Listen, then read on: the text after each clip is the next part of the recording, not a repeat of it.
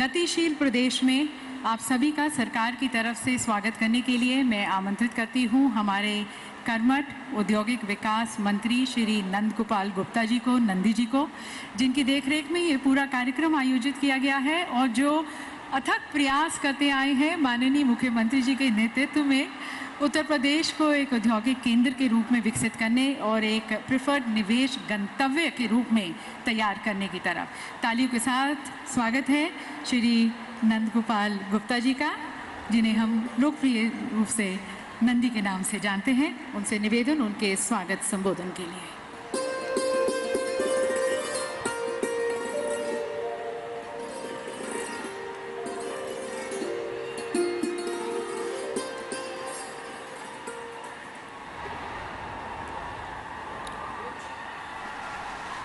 सर्वप्रथम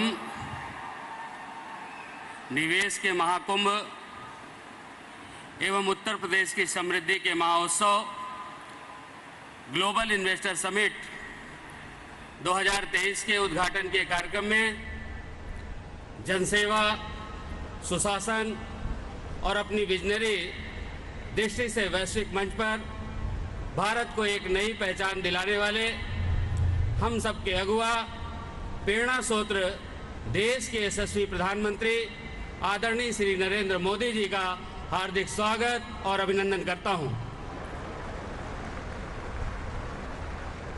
नारी शक्ति की प्रतीक, हम सब की अभिभावक, उत्तर प्रदेश की माननीय राज्यपाल श्रीमती आनंदीबेन पटेल जी, भारत के यशस्वी रक्षा मंत्री, लखनऊ के लोकप्रिय सांसद आदरणीय श्री राजनाथ सिंह जी, उत्तर प्रदेश की सांस्कृतिक स्वाभिमान एवं आर्थिक उन्नति को नई ऊंचाई देने वाले, नई ऊंचाई देने के लिए सतत समर्पित 25 करोड़ प्रदेशवासियों के उत्थान के लिए रात दिन काम करने वाले प्रदेश के कर्मयोगी मुख्यमंत्री आदरणीय योगी आदित्यनाथ जी, यहाँ पर उपस्थित माननीय विधानसभा अध्यक्ष श्री सतीश महाना जी, सभापति कुंवर मानवेंद्र बहादुर सिंह जी, संयुक्त अरब अमीरात एवं डेनमार्क के माननीय मंत्रीगण, माननीय उप मुख्यमंत्री द्वय श्री केशव प्रसाद मौर्य जी, श्री ब्रजेश पाठक जी, माननीय राज्य मंत्री जसवंत सिंह सैनी जी,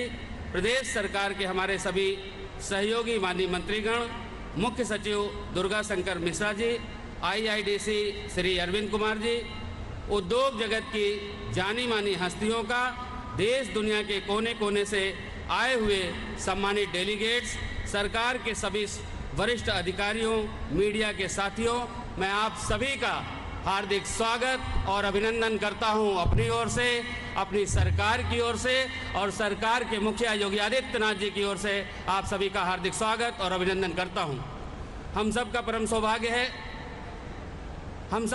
सौभाग्य है कि जब माननीय प्रधानमंत्री जी के यशस्वी नेतृत्व में भारत को G20 की अध्यक्षता का गौरव प्राप्त हो रहा है।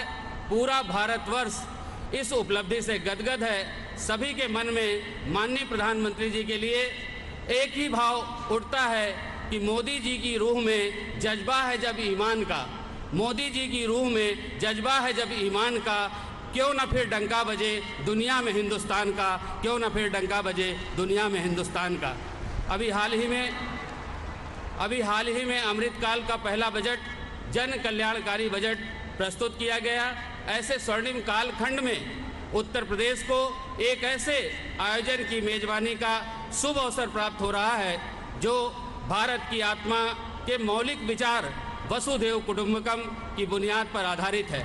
आज के इस कार्यक्रम में United kingdom, Japan, Australia, Italy सहित 10 देशों के सम्मानित प्रतिनिधि पार्टनर कंट्री के रूप में उपस्थित हैं। माननीय प्रधानमंत्री जी, इस कार्यक्रम की पृष्ठभूमि में आपकी वैश्विक सोच की प्रेरणा समाहित है। GIS से निवेशकों को आमंत्रित करने के लिए माननीय मुख्यमंत्री जी के नेतृत्व में उत्तर प्रदेश के सभी 75 जनपदों में, देश के सभी बड़े महानगरों में, दुनिया के 16 देशों और 21 सिटीज में रोड शो के आयोजन हुए। इस मुहिम से लोकल से लेकर ग्लोबल तक के वास्तविक मंत्र को धरातल पर उतारा गया है। यही कारण है लाखों करोड़ के निवेश प्राप्त हुए। इस समिट को अभूतपूर्व सफलता प्राप्त हुई। GIS के महामंच में मंच से हम विकास की नई संभावनाओं का हार्दिक स्वागत और अभिनंदन करते हैं। दूरगामी दृष्टि एवं सही दिशा वाली डबल इंजन की सरकार के कारण हम सब आज इस विराट आयोजन के साक्षी बन रहे हैं, जहां एक ओर अयोध्या, काशी, मथुरा की दिव्यता, प्रयाग का महाकुंभ दुनिया भर में सनातन धर्म को मानने वालों को गदगद कर रहा है, तो वहीं दूसरी ओर डिफेंस कॉरिडोर, डाटा सेंटर, जेवर airport, logistic park, pharma park, film city जैसे महत्वपूर्ण परियोजनाओं से इंडस्ट्री, इंफ्रास्ट्रक्चर, इकोनॉमी को भी उत्तरोत्तर नई ऊंचाई मिल रही है। हम सांस्कृतिक विकास और आर्थिक तरक्की दोनों ही मोर्चों पर एक साथ आगे बढ़ रहे हैं। देश और दुनिया की प्रतिष्ठित कंपनियों के आगमन से प्रदेश की अर्थव्यवस्था को नई मजबूती मिलेगी और रोजगार के करोड़ों नए अवसर प्राप्त होंगे। माननीय प्रधानमंत्री जी, आपके मार्गदर्शन में, माननीय मुख्यमंत्री जी के नेतृत्व में 2017 से 2022 में उत्तर प्रदेश उत्तम प्रदेश बना है, अब सर्वोत्तम प्रदेश बनने की ओर अग्रसर है। चाक चौबंद कानून व्यवस्था, निवेशकों के हित की सुरक्षा, इंडस्ट्री फ्रेंडली इकोसिस्टम, समयबद्ध एवं जवाबदेह कार्य प्रणाली के कारण बड़े पैमाने पर निवेश आकर्षित हुआ है। पूर्वांचल एवं बुंदेलखंड एक्सप्रेसवे के सुचारू नेटवर्क से इंडस्ट्रियल ग्रोथ को नई रफ्तार मिली है। यही कारण है जो क्षेत्र औद्योगिक विकास से अछूते रहते थे, आज इंडस्ट्रियल हब बनकर उभर रहे हैं। माननीय प्रधानमंत्री जी, आपकी गरिमामयी उपस्थिति में आज का यह आयोजन उत्तर प्रदेश की औद्योगिक विकास की यात्रा में अविस्मरणीय अध्याय के रूप में दर्ज हो रहा है। माननीय मुख्यमंत्री जी के यशस्वी नेतृत्व में उत्तर प्रदेश $1 ट्रिलियन की इकोनॉमी बनने के महामार्ग पर ठोस कदमों के साथ आगे बढ़ रहा है। इस पंडाल में मौजूद प्रत्येक निवेशक का संकल्प से सिद्धि और सिद्धि से समृद्धि की यात्रा में सहभागी बनने के लिए सभी का हृदय से आभार व्यक्त करता हूं। माननीय प्रधानमंत्री जी, आपके बहुमूल्य समय के लिए कोटि कोटि आभार करते हुए आपके लिए इस पंडाल में मौजूद एक एक व्यक्ति के हृदय की भावना को दो पंक्तियों के माध्यम से कहते हुए अपनी वाणी को विराम देता हूं। मोदी जी के पास है जागीर जब ईमान की, मोदी जी के पास है जागीर जब ईमान की, मुस्कुराए फिर न क्यों तस्वीर हिंदुस्तान की, मुस्कुराए फिर न क्यों तस्वीर हिंदुस्तान की। जय हिंद, जय Bharat.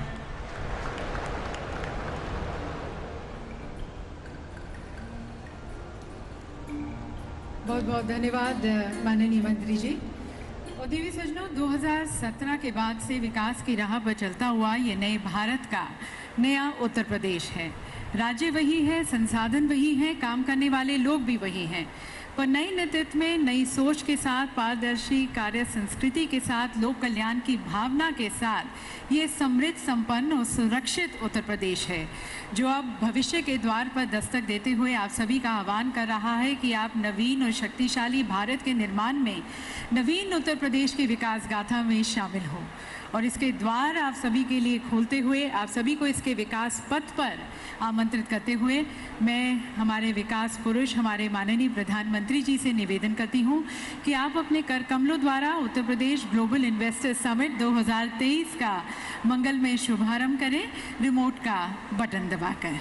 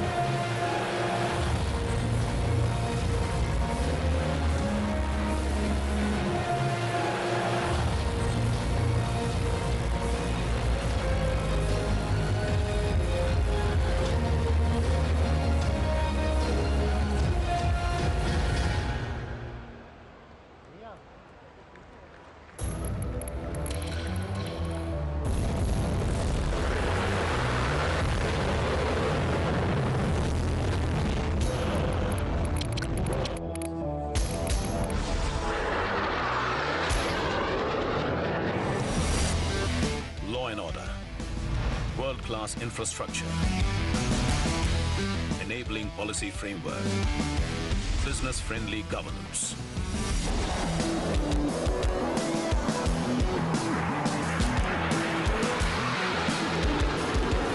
These are the four elements propelling Uttar Pradesh towards a global takeoff, making it New India's growth engine.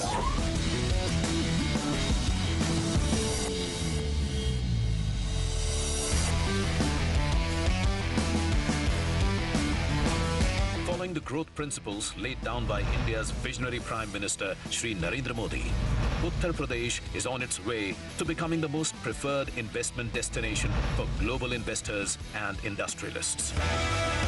One of the fastest growing Indian states, UP ranks high in ease of doing business with zero tolerance policy against crime and corruption. Known for its cultural vibrance, value system and 250 million populace, UP is not only India's single largest consumer market, but also a bountiful supplier of skilled human resources. The state has a vast land bank and robust policies to ensure the availability of land for investors to do business. A number of sector-specific industrial parks are being developed. Blessed with natural resources, fertile land and perennial rivers, the state offers tremendous opportunities in agro, food processing, dairy and textiles manufacturing sectors. With 96 lakh MSMEs, Uttar Pradesh is Digital India's biggest hub of mobile manufacturing, an emerging data center hub, pharma and educational hub. UP में जिस प्रकार कानून व्यवस्था की स्थिति सुधरी है, उससे व्यापारियों का भरोसा लौटा है, बिजनेस के लिए सही माहौल बना है। बीते वर्षों में यहाँ की प्रशासनिक क्षमता और गवर्नेंस में भी सुधार आया है। Inspired by PM's Vocal for Local movement, UP is high on promoting indigenous products under One District, One Product project. Our defense corridor is helping India become Atmanirbhar in the defense sector. The state is a haven for cultural, spiritual and eco-tourism businesses too.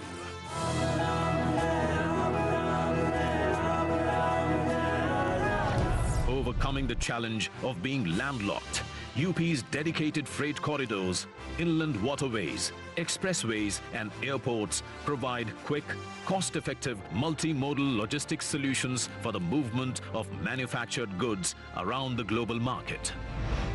World-class, power-rich infrastructure with 9 operational and 10 upcoming airports, 4-lane interstate highways and the futuristic rapid rail transport system shall make every nook and corner of the state easily accessible for the world, thus opening up entire state for investment, including the Purvanchal and Bundelkhand areas. To ensure an investor-friendly ecosystem based on transparency and trust, the government of Uttar Pradesh has come up with Invest UP 2.0, a comprehensive investor services framework under which a single-window MoU monitoring portal, Nivesh Sarathi, has been developed to provide one-stop solutions for investors. The state government has formulated New Industrial Investment and Employment Promotion Policy 2022 and more than 25 sectoral policies to attract investments in various focus sectors.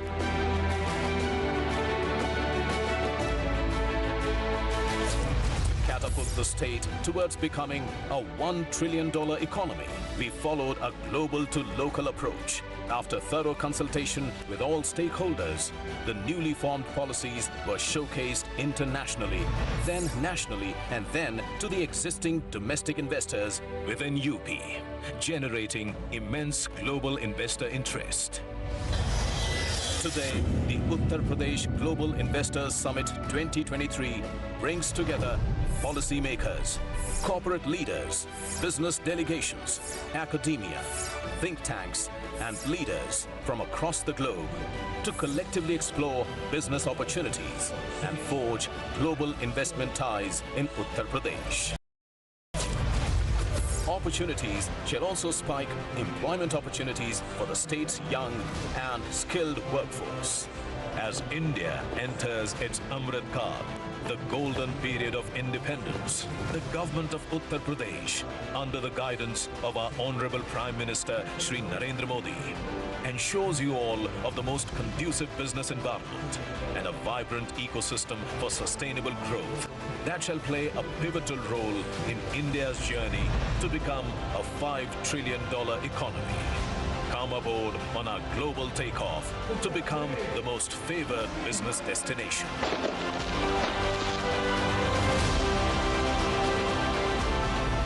Uttar Pradesh पूर्वी भारत का ही नहीं बल्कि पूरे देश का growth engine बन सकता है।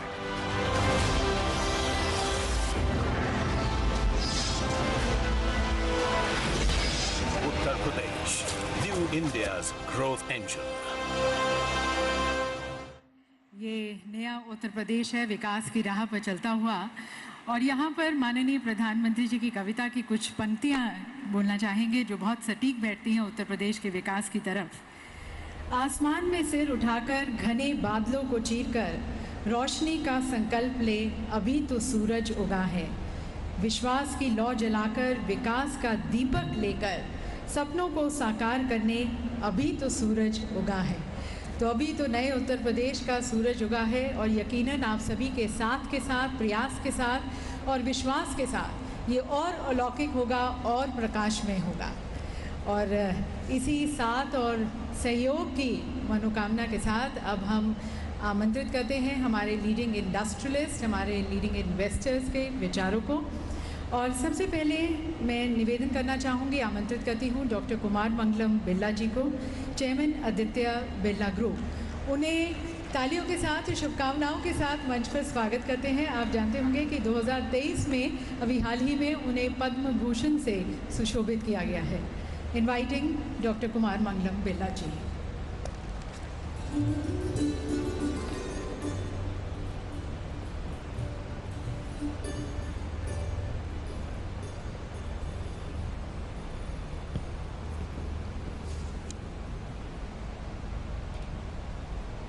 Honorable Prime Minister Shri Narendra Modi ji, Honorable Chief Minister of Uttar Pradesh Shri Yogi Adityanath ji, Honorable Defence Minister Shri Rajnath Singh ji, Honorable Governor of UP Srimati Anandiben, distinguished ministers, government officials, ladies and gentlemen. It gives me great pleasure to be here today joining the Global Investor Summit here amongst both Indian and leading investors from across the globe. We are meeting against the backdrop of a moment of remarkable change and unbridled possibilities in India. As you are all aware, India is now the fastest growing large economy in the world and is poised to become the third largest economy in the world by 2030. As a global business group, we operate in 36 countries, and I can confidently say that India today stands out amongst all of them. There is perhaps no other country in the world that combines robust democracy, transformational governance, economic might, demographic dynamism, and entrepreneurial energy. From renewables to digital governance and space tech to agri-innovation, India is emerging as a truly global champion. And for that, one man deserves much of the credit, our Honorable Prime Minister Narendra Modi ji, जिन पर 140 करोड़ भारतवासियों का अटूट विश्वास है. Our Prime Minister has energized each one of us, to say the very least, with his vision for our nation's Amrit Kaal, a glorious period of sustained growth and prosperity, one where our actions will be in harmony with the universe. मुझे विश्वास है कि इस अमृत काल में हमारी यानी India की प्रगति, वैश्विक समृद्धि का एक नींव होगी. And at the heart of this Indian story is of course Uttar Pradesh. The Aditya Birla Group shares a deep bond with Uttar Pradesh. About 500 kilometers from here at Renukoot, our metals flagship company Hindalco took roots way back in the 1950s. Since then, our operations there have grown multifold, and we have also expanded our presence into many other sectors in the state. For example, cement, chlor-alkali chemicals, fashion retail, financial services, and carbon black, to name a few. Today, 7 of our group businesses have a significant presence in Uttar Pradesh, anchored by over 30,000 people across our operations in the state. Our total investment value in UP stands at a staggering 40,000 crores. It is heartening for me to see as an investor Uttar Pradesh undergo a metamorphosis in the last few years under the leadership of Honorable Chief Minister Shri Yogi Adityanath ji and under the guidance of Honorable Prime Minister Shri Narendra Modi ji. इस संदर्भ में कुछ मुझे आदरणीय प्रधानमंत्री जी के एक वक्तव्य का एक अंश याद आता है जो काफ़ी वायरल भी हुआ था. आपने सर कहा था यूपी प्लस योगी बहुत हैं अब उपयोगी.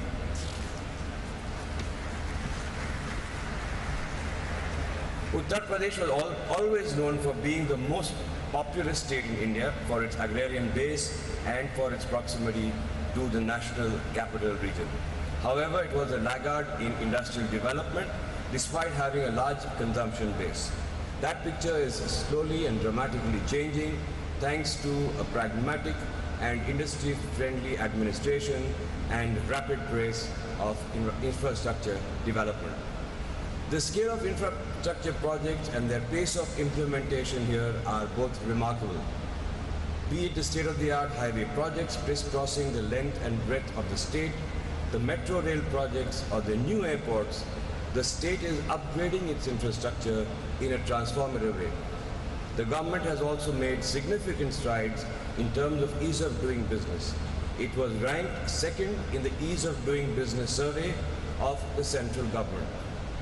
Its Nivesh Mitra portal, which is a dedicated single window system, has won huge appreciation from investors. To further build upon its attractiveness for investors, the Uttar Pradesh government has recently launched a new industrial investment and employment promotion policy that targets making the state a $1 trillion economy. Investors are already taking note of the changing face of Uttar Pradesh. In the 3 years ending September 2022, the state has attracted FDI worth $1.1 billion, which is more than what it has attracted over the first 2 decades of this century. When it comes to building new age infrastructure or providing efficient governance, Uttar Pradesh is creating an example for other states to follow. In the process, it is creating immense opportunities for investors both in India and abroad. As an early investor in the industrial journey of the state, we feel enthused by the rapid progress that the state is making. Today, Uttar Pradesh can rightly be considered one of the key states driving India's journey towards a $5 trillion economy. And therefore, we are committing further investments to the tune of rupees 25,000 crores across our businesses, cement, metals, chemicals, financial services, and renewable energy. And we are truly excited to be a part of this journey. Thank you.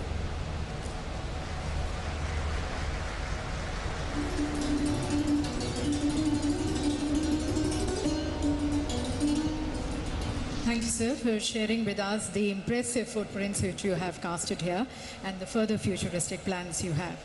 And now, ladies and gentlemen, inviting another iconic business leader, Chairman Reliance Industries, Shri Mukesh Ambani ji, who has in fact been leading various game-changing ventures in the country. Shri Mukesh Ambani, Chairman Reliance Industries.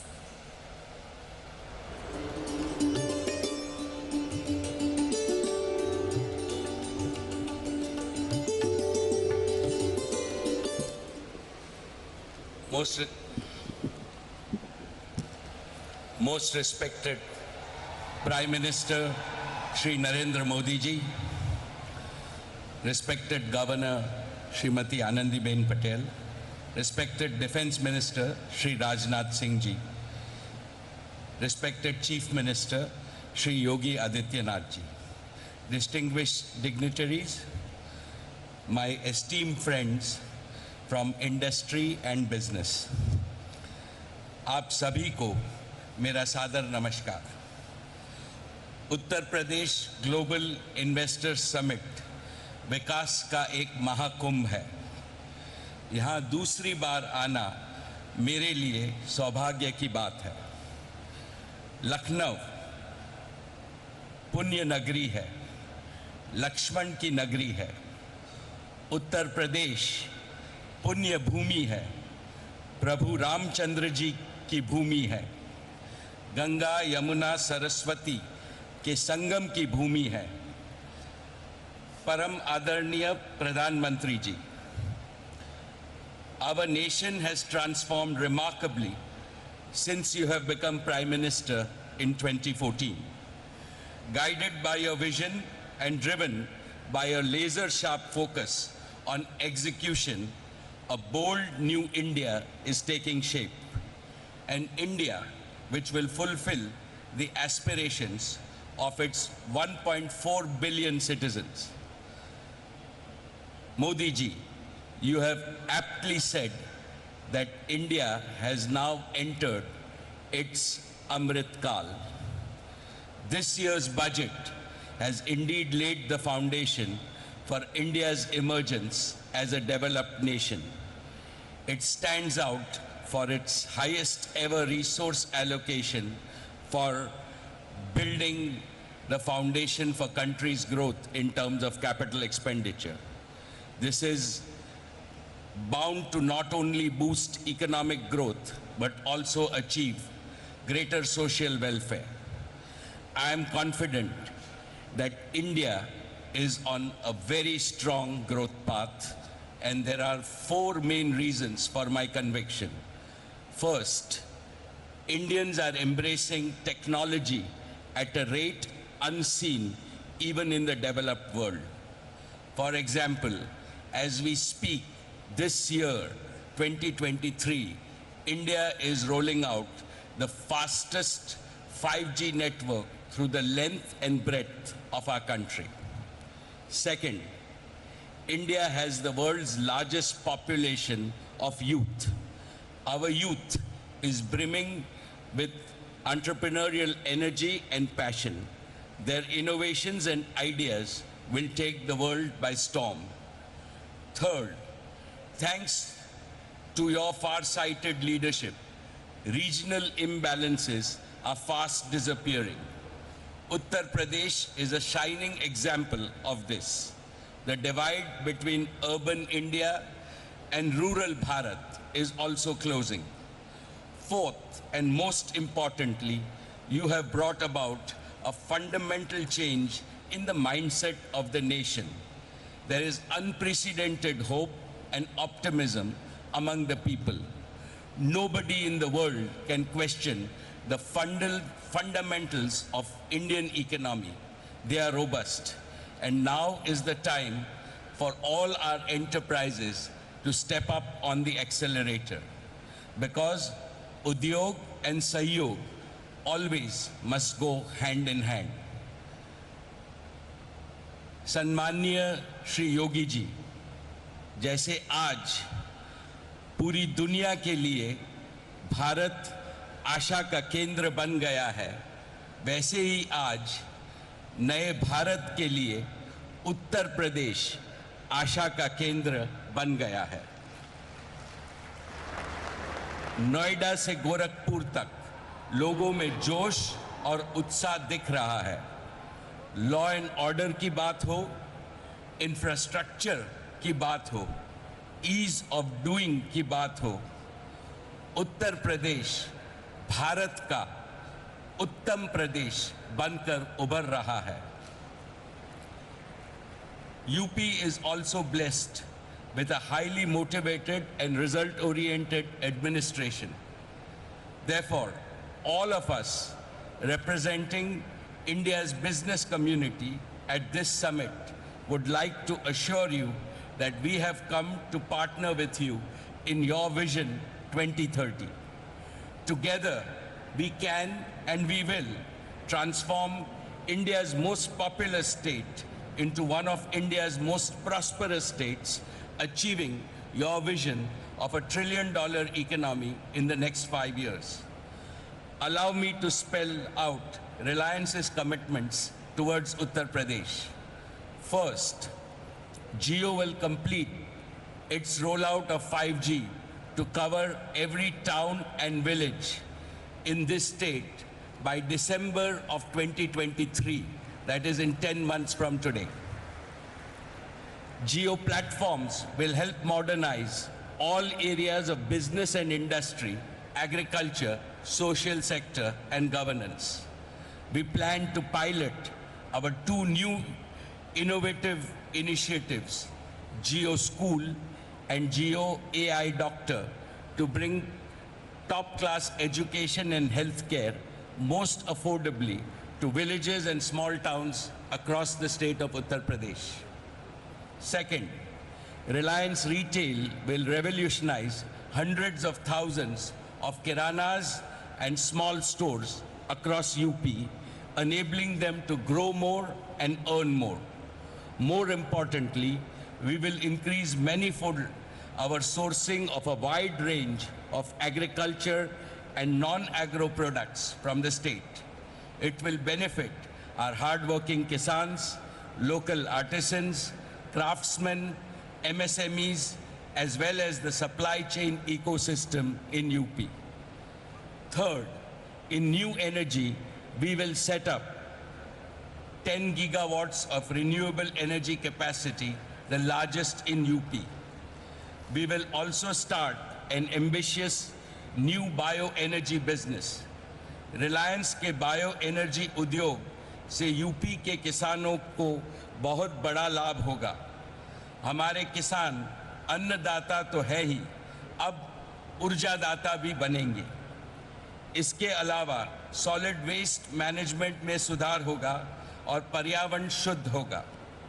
Fourth, our philanthropic arm, Reliance Foundation, is contributing to the success of Pradhan Mantri Ji's Namami Gange mission.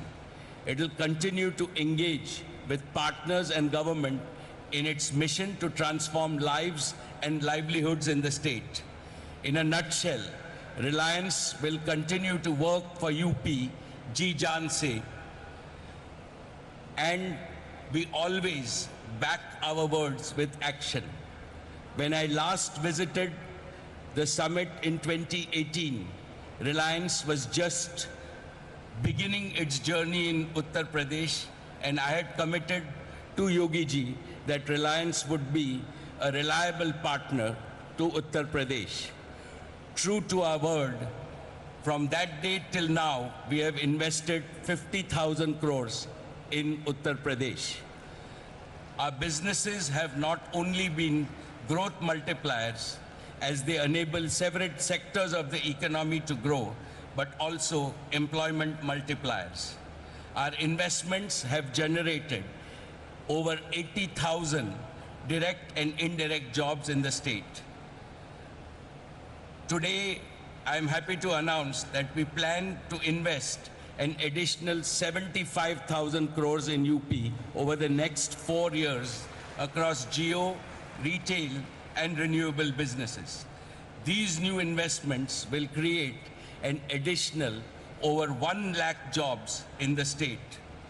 Uttar Pradesh का स्वर्णिम युग शुरू हुआ है.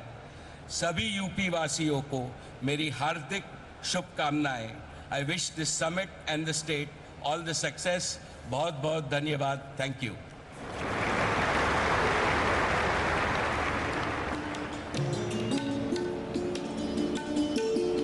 बहुत बहुत धन्यवाद sir, Uttar Pradesh की उन्नति और प्रगति में और अपना सहयोग देने का.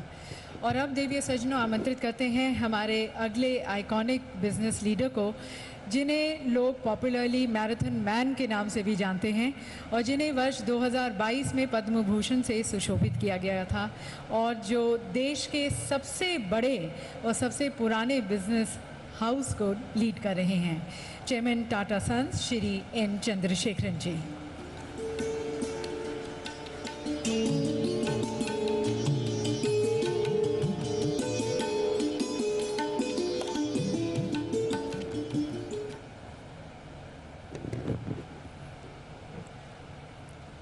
Honorable Prime Minister Shri Narendra Modi ji, respected Governor Anandiben ji, respected Chief Minister of Uttar Pradesh Yogi Adityanath ji, respected Defence Minister of India Rajnath Singh ji, ministers from the government of Uttar Pradesh,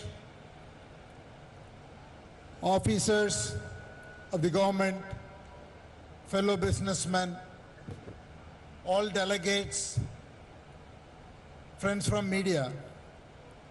It is a great privilege and honor to be here at the Global Investor Summit 2023 of Uttar Pradesh and share a few thoughts. India, under the strong visionary leadership of our Honorable Prime Minister Narendra Modi ji, has achieved a position where we are going to see India being the fastest growing economy, not only in the current year, I'm pretty sure in the coming years of the decade. It is not only about economic growth. What the Honorable Prime Minister has enabled is a 360-degree development. That is because there is a confidence and aspiration in every Indian, in every nook and corner of the country. So we are seeing economic development, development in quality of life, development in sports, arts, and across the board, you see it exhibiting itself in terms of the aspiration and want to achieve more everywhere. From an economy point of view, India's dream of becoming a $5 trillion economy, 10 trillion, and again 25 trillion when we become 100 years after independence is very much achievable, and we are well on our path. And we have started the Amrit Kaal with the first budget, which I would say lays a very strong foundation, because we are seeing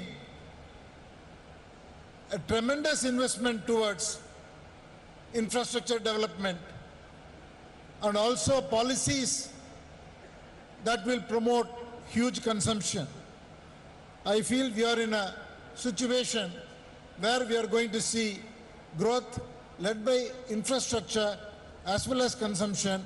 We are going to see rural growth as well as urban growth, domestic growth as well as exports growth.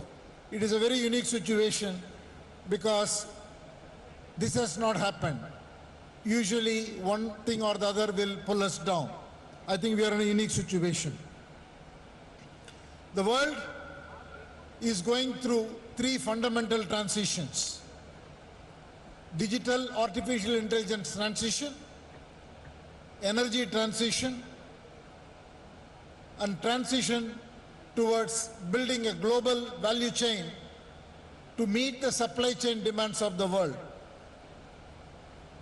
I would say India is very uniquely positioned to not only participate but lead in all the three dimensions, I will take a minute.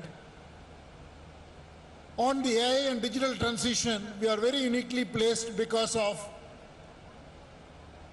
three reasons. One, India has adopted digital in a very unique way to solve problems at scale, both in public services delivery as well as in the private sector. Second, we have a most successful IT industry which has enormous capability. And third, we have a talent pool which is very unparalleled. So we are very uniquely positioned towards this transition, not only for India but for the world. Second, in energy transition, we will be the only nation which will be adding significant capacity of energy, more than twice or thrice of what we have today in the next 2 decades. With this kind of a growth, transition becomes easier. The transition is not a substitution, transition becomes a growth engine. And third, in terms of the global supply chain, again, the government policies, whether it is the PLI schemes or simply the vision of the Prime Minister to take India to be a leader in the most important sectors of the future, is going to drive a huge amount of investment, capability building, and ecosystem development, which is all going to lead into enormous amount of growth domestically and most importantly, globally from an export point of view. Coming specifically to Uttar Pradesh is already the 3rd largest state in the country. And from the current 225-230 billion, it is absolutely well placed to capitalize on the trends and become a $1 trillion economy when India will be a 5 trillion and again become a $2 trillion economy by the time India reaches 10 trillion. There are 3 or 4 sectors which are very suitably placed. One is agriculture. Already UP has a very strong presence. It is the largest producer of oilseeds. It's among the top 3 in terms of wheat, sugarcane, fruits, vegetables, and pulses. And it is so uniquely advantageous that 87% of the sown area is fully irrigated, which is significantly higher than the national average of 50%. By applying the technology of the modern industrial era, UP can dramatically increase productivity in its agricultural sector. The manufacturing sector presents another opportunity because UP is much below the national average or below the other states. UP only gets 12% contribution from this sector. With the tremendous focus on infrastructure development and the value chain opportunity that is presented globally, UP has a fantastic opportunity to increase its share from manufacturing by focusing on advanced manufacturing, precision electronics, semiconductors, assembly and testing, defense and aerospace, pharmaceuticals. All of this are going to happen in this coming decade, and UP, with its vast land and progressive policies and infrastructure can capitalize. Third area is tourism. Already UP is the largest in terms of attracting foreign visitors. Close to 5 million tourists from abroad visit UP. UP is most uniquely positioned because of its history, because of the UNESCO heritage sites, 24 wildlife sanctuaries, and Varanasi, the Jyotirling, and a number of religious places which are of huge significance both for domestic tourists and for international tourists. The tourism opportunity in UP is unparalleled to any other place. So these three growth engines can significantly contribute to Uttar Pradesh's dream of becoming a $1 trillion economy, and in the process can address a lot of jobs and address quality of life, as well as bring down the inequality that exists between the different 75 states and bring a range which is much closer, where the per capita income and quality of life can lift all people in the state of Uttar Pradesh. A few words on Tata Group. Tata Group has a long history of presence in the state, from our steel company to automotive company, and a large presence of TCS, and all our retail companies, financial services companies, Tata Advanced Systems, Tata Power. 18 companies of the state of the Tata Group are deeply present. And today, more than 50,000 people work in the state of Uttar Pradesh. We are on a huge expansion across all our companies in the state. Our hotel business sees tremendous opportunities in the state because of the tourism that's going to come, both religious tourism as well as wildlife and other aspects that will attract tourists. Air India has a detailed plan to connect every part of UP to the rest of India and potentially to the important destinations of the world. And we are already having huge investments in Noida, both from a TCS point of view and also from Air India point of view. And I'm happy to say that we are going to build an integrated multimodal air cargo through Air India sets with our partner Zurich Airport in the new Jawahar Airport. So the group is very committed and sees a tremendous opportunity, and I want to express our gratitude to the phenomenal leadership that is being provided by the Honorable Chief Minister under the vision of our Prime Minister for clean governance, huge infrastructure development, as well as an atmosphere which is so much business friendly. I wish the summit a grand success, and thank you for giving me this opportunity.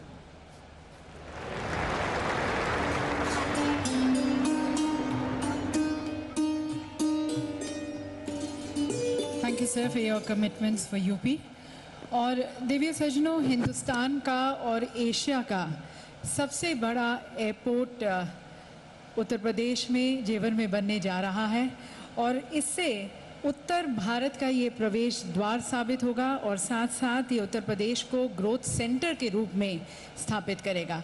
इसका निर्माण किया जा रहा है Zurich airport Asia के द्वारा भारत सरकार और उत्तर प्रदेश सरकार के सहयोग से। हमारे साथ श्री डैनियल बर्चर हैं, CEO ज़ूरिक एयरपोर्ट एशिया। उन्हें मैं आमंत्रित करती हूँ।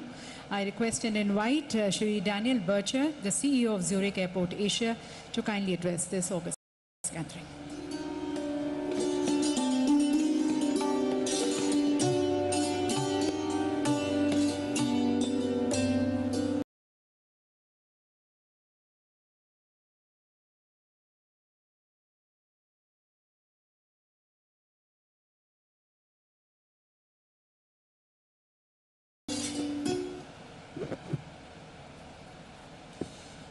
Honorable Prime Minister of India, Shri Narendra Modi ji, Honorable Defence Minister, Shri Rajnath Singh ji, Honorable Governor of UP, Madam ji, Honorable Chief Minister of Uttar Pradesh, Shri Yogi Adityanath ji, Member of Union Cabinet Ministers, Member of the Cabinet of Ministers of the Uttar Pradesh Government, Members of the Parliament and Members of the Uttar Pradesh Vidhan Parishad and Vidhan Sabha, friends and colleagues from the corporate world, members of the media, and ladies and gentlemen. It is indeed a great honor to be here and addressing this August gathering today. Zurich Airport has been a long-standing partner with India. Having developed and built Bengaluru Airport almost 2 decades ago, we have assessed many other projects along the way, and today we are well on course to deliver a new gateway for Uttar Pradesh, the Noida International Airport. Alongside India, Zurich Airport will celebrate its 75th anniversary this year. And we are putting together all our years of experience and our global expertise spanning across 3 continents into making the Noida International Airport an aviation landmark of which the state of UP and the nation can be proud.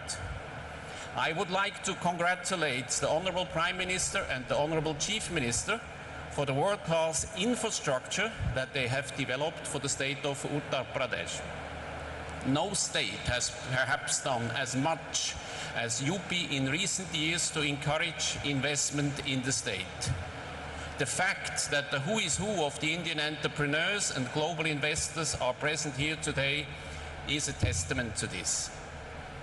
Our own experience in the state of Uttar Pradesh has been nothing short of excellent. We are one of the largest foreign investors in the state today, and it's not just our investment. Noida International Airport is accelerating investments from world-class partners, be it for the development of a fuel farm, for a multimodal cargo hub together with the Tata Group, an airport hotel, catering facilities, and this is just the beginning. Noida International Airport will be a lighthouse project that will pave the way for greater investments in the state. An airport is not just a place where one catches flights. As we have seen across the world, airports are catalysts for economic growth and job creation in the surrounding areas. This project will therefore also support Western UP's development into a hub for manufacturing and commerce and create thousands of employment opportunities. One of the goals declared by the Honorable Prime Minister at the unveiling of the national logistics policy is to bring down the cost of logistics from the present 13 to 14% to single digits. The upcoming multimodal cargo hub at Noida Airport will be a big contributor in bringing down logistic costs for the region. Alongside that, it will help to stimulate growth in trade and manufacturing in the state of Uttar Pradesh. The Honorable Chief Minister, Shri Yogi Adityanath, has been the driving force behind the development of Noida International Airport. Not only did he and his government ensure smooth land acquisition and pave the way for speedy clearances, but he and his administration had the wisdom and foresight to plan for tomorrow. When it opens next year, Noida International Airport will have direct access to the Yamuna Expressway. There will be separate and independent road access to the airport's east, allowing for the smooth and unrestricted transport of freight. And the airport terminal will in turn have their own metro and high-speed rail stations, providing a smooth experience for passengers. Looking beyond that, the government of UP has begun to acquire land to the north and to the south of the current airport site, providing for future airport growth and development in the decades to come. With the support and the encouragement of the state government, we are proud to say that we see ourselves not just as financial investors in the state of Uttar Pradesh, but as partners in its progress. Noida International Airport is a shining example of a public-private partnership in action, and we are delighted to have the government of Uttar Pradesh as public partners.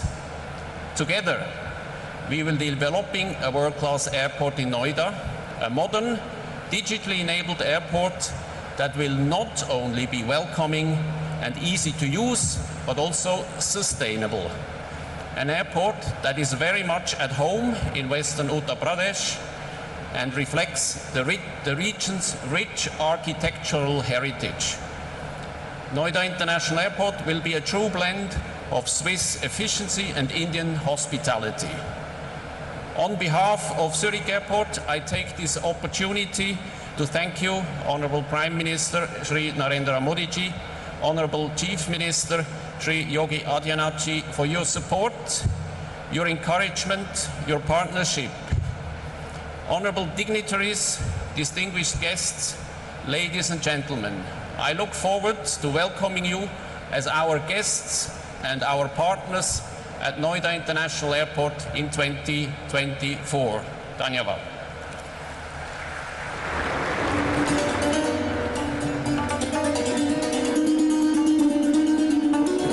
Thank you, sir, for your expression of faith and confidence in UP, and thank you for your support. और देवी सजनों, भारत का 60% mobile manufacturing और 55% mobile component manufacturing Uttar Pradesh में होता है, और उसकी तरफ leading company है डिक्सन टेक्नोलॉजीज़। उनके chairman Dixon technology Shri Sunil Vachhani ji को मैं आमंत्रित करती हूँ इस सभागार को संबोधित करने के लिए।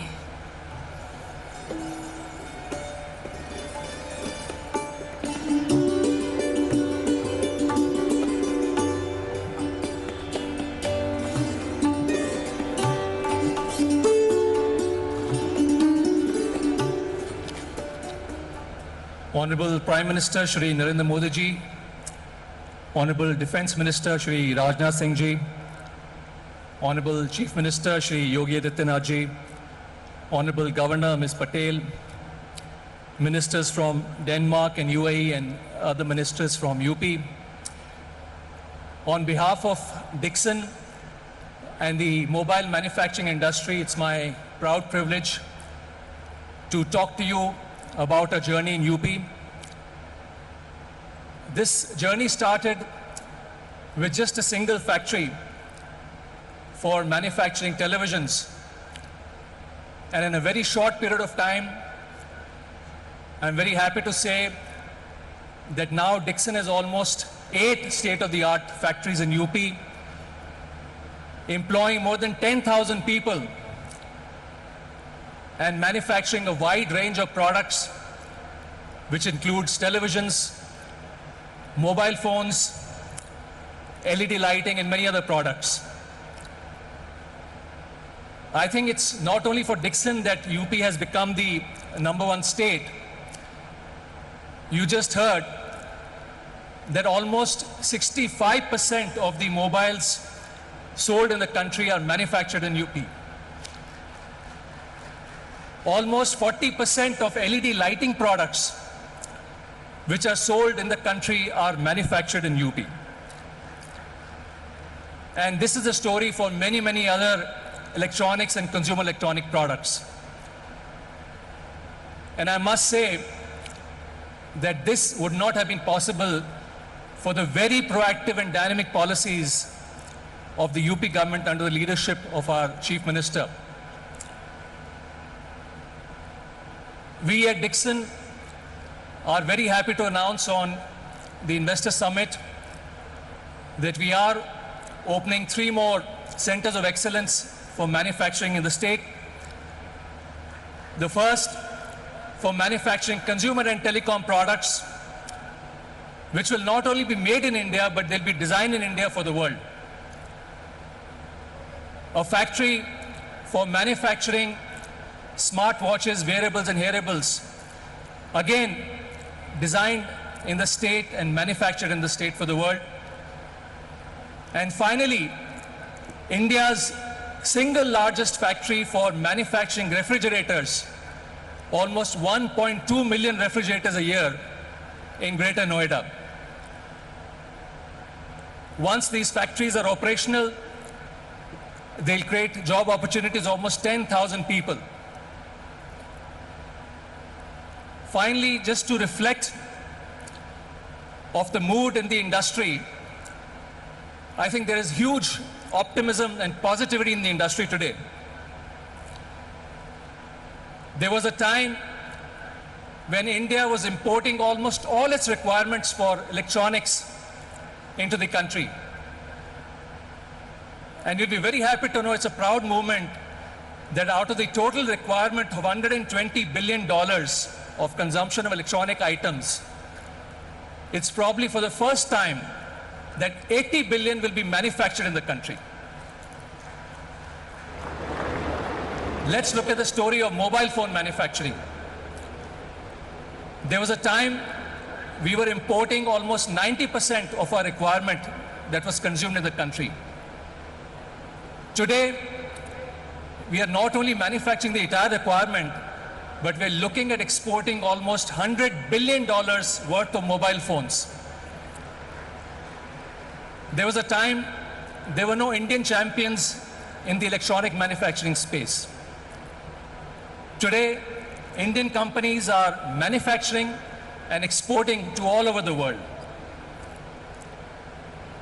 I must say that this would not have been possible without the clarion call made by our Honorable Prime Minister when he said, let's make in India.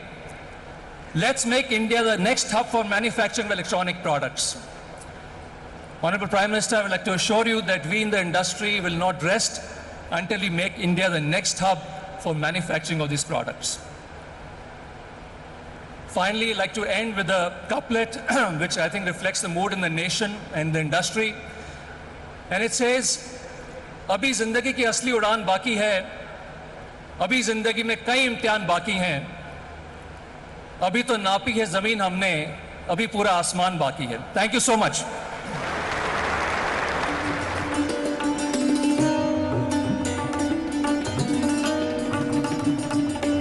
इस उड़ान की तरफ आप सभी का सहयोग के लिए बहुत बहुत धन्यवाद. Thanking all our industrialist for being our partners in success. और देवी सज्जनों, जैसे कि आपने सुना, भारत आज सभी क्षेत्रों में आत्मनिर्भर बनने की ओर अग्रसर है और एक ऐसा क्षेत्र है अब डिफेंस का क्षेत्र. आप जानते होंगे कि भारत में 2 डिफेंस इंडस्ट्रियल कॉरिडोर्स विकसित किए जा रहे हैं, एक तमिलनाडु में और दूसरा उत्तर प्रदेश में. और इन कॉरिडोर्स के बनने से भारत रक्षा के क्षेत्र में आत्मनिर्भर बनेगा, मेक इन इंडिया को बढ़ावा मिलेगा, हमारा आयात कम होगा और साथ साथ डिफेंस मैन्युफैक्चरिंग और रिसर्च और डेवलपमेंट में भी भारत विश्व के मानचित्र पर एक अग्रणी राष्ट्र के रूप में स्थापित होगा. हमारे साथ हमारे माननीय केंद्रीय रक्षा मंत्री जी हैं श्री राजनाथ सिंह जी. सभी की तालियों के बीच में उन्हें आमंत्रित करती हूँ इस सम्मानित सभागार को संबोधित करने के लिए.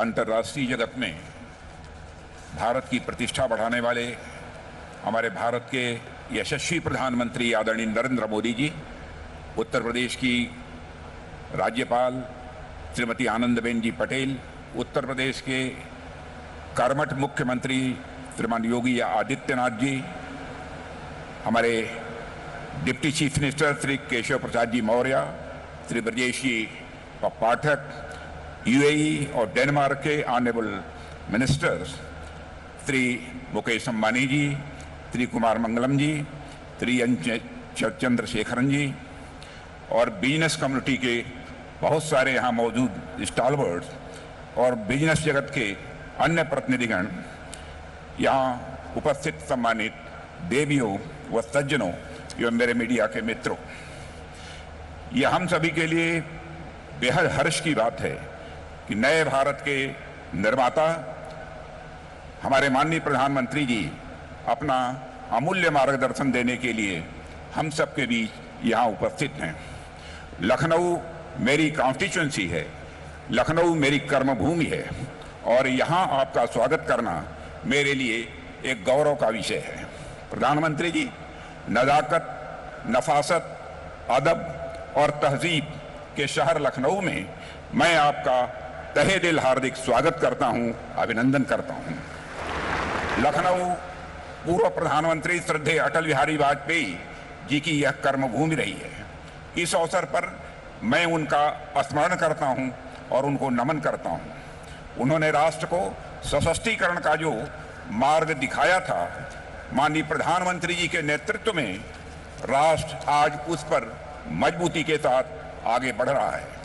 प्रधानमंत्री जी, आपके रूप में इस देश को केवल एक प्रधानमंत्री ही नहीं मिला है, बल्कि इस देश को एक मार्गदर्शक, एक अभिभावक और एक प्रेरणा पुरुष मिला है।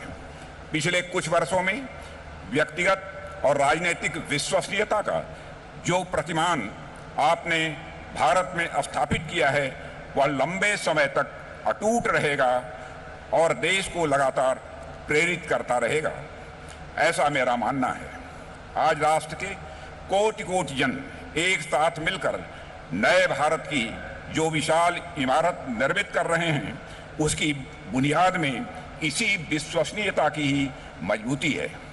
आज दुनिया भारत को आशा और संभावना के दृष्टि से देखती है, तो उसके पीछे भी यही विश्वसनीयता है। प्रधानमंत्री जी, भारत के बदलते परिदृश्य ने दुनिया का ध्यान अपनी ओर खींचा है। प्राचीन काल में यह देश जिन जिन चीजों के कारण दुनिया भर में प्रसिद्ध था, यहाँ का उद्योग और व्यापार भी उनमें से एक था। पर कुछ ऐतिहासिक कारणों के चलते यहाँ का उद्योग और व्यापार गर्त में जाने लगा। इस देश ने ऐसा भी समय देखा है जब तमाम संसाधनों और उपयुक्त परिस्थितियों के बावजूद लोग बिजनेस के क्षेत्र में आने से हिचकिचाने लगे थे। यानी स्यूडो सेकुलरिज्म, छद्म समाजवाद के नाम पर इंडस्ट्रियलिस्ट को न केवल आगे बढ़ने से रोका गया, बल्कि स्थापित उद्योगों को भी बड़ा नुकसान पहुंचाया गया। समाज में ऐसा हीन दृष्टिकोण बन गया था जो औद्योगिक एवं व्यापारिक गतिविधियों को ऐसे देखता था मानवीय सभ्य समाज से अलग कोई गतिविधि हो। पर पिछले कुछ वर्षों में चाहे वह राष्ट्र में नए नए आर्थिक सुधार हों, बिजनेस कम्युनिटी को प्रेरित और उत्साहित करना हो, यह दिखाते हैं कि बिजनेस कम्युनिटी के प्रति सरकार ने एक नई अप्रोच रखी है। पुराने और अप्रभावी नियम कानून जो इंडस्ट्री के लिए रेड टेप बन चुके थे, वर्तमान नेतृत्व में रेड कारपेट में वह बदल चुके हैं। आज बिजनेस कम्युनिटी को न केवल सम्मान और भरोसे की नजर से देखा जाता है, बल्कि वेल्थ क्रिएटर के रूप में सामाजिक विकास में उन्हें एक प्रमुख कंट्रीब्यूटर समझा जाता है। भारत की लगातार बढ़ती साख में हमारी बिजनेस कम्युनिटी का बहुत बड़ा योगदान है। देवियों व सज्जनों, यह महत्वपूर्ण बात है कि आज international monetary fund, world bank, domestic एवं ग्लोबल इन्वेस्टर्स कम्युनिटी भारत को भरोसे की निगाह से देख रही है। पर इससे भी महत्वपूर्ण बात यह है कि आज देश के नागरिकों में देश के नेतृत्व पर, देश की संभावनाओं और क्षमता पर एक नया भरोसा पैदा हुआ है। मोदी जी के मुख्यमंत्रित्व काल में गुजरात ने जो ऊंची विकास की दर हासिल की थी, वह पूरी दुनिया में चर्चा के साथ साथ रिसर्च का विषय बन गया था। अब जब मां गंगा के आदेश पर आपने उत्तर प्रदेश का हाथ थामा है, तो कोई कारण नहीं कि यह उत्तर प्रदेश भी विकास और समृद्धि की वही रफ्तार न पकड़े जो किसी समय गुजरात ने पकड़ी थी।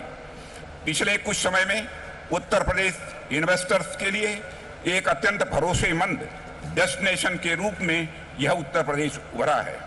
प्रदेश के बहुत ही लगनशील और कर्मठ मुख्यमंत्री श्री योगी आदित्यनाथ के नेतृत्व में यूपी ने अपने नाम यानी अप को लगातार सार्थक किया है। अब यूपी मतलब हेल्थ हब, यूपी मतलब एजुकेशन अप, यूपी मतलब स्किल अप, यूपी मतलब इंफ्रास्ट्रक्चर अप, यूपी मतलब इन्वेस्टमेंट अप और यूपी मतलब इन्वेस्टमेंट का रिटर्न अप यह हो गया है। कुछ साल पहले स्थिति यह हो गई थी कि यूपी में इन्वेस्ट वेस्ट समझा जाने लगा था, पर आज यूपी में इन्वेस्ट बेस्ट समझा जाने लगा है। प्रधानमंत्री जी, आज दुनिया के बड़े बड़े आर्थिक विशेषज्ञों और इन्वेस्टमेंट फर्म्स का यह मानना है कि 21वीं शताब्दी आपके नेतृत्व और दिशा निर्देश में भारत की सदी बनने जा रही है। आज भारत विश्व में इन्वेस्टमेंट का मोस्ट अट्रैक्टिव डेस्टिनेशन बन चुका है। मेरा यह विश्वास है कि दुनिया की विकास की धुरी भारत की अर्थव्यवस्था बनेगी और उसमें उत्तर प्रदेश एक प्रभावी ग्रोथ इंजन की भूमिका निभाएगा। यूपी राइजिंग यानी अप राइजिंग और इंडिया राइजिंग एक ही सिक्के के दो पहलू हैं।